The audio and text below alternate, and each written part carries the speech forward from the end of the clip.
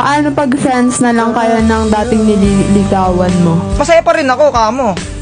Kasi bakit? Bakit? Hindi nawala yung friendship.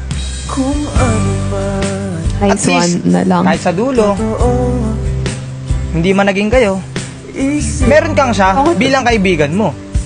Hindi naman kasi porkit niligawan mo, wag ka maingay, nagsasalita yung tao. Hindi naman kasi porkit niligawan mo, mag-i-expect ka na nasasagutin ka agad.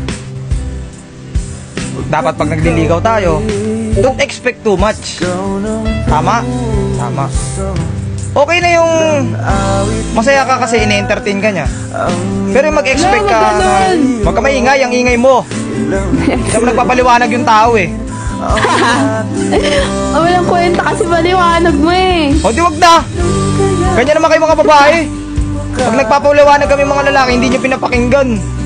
Tapos pag tinatanong namin kayo, todo paliwanag kayo. Wala namang katuturan.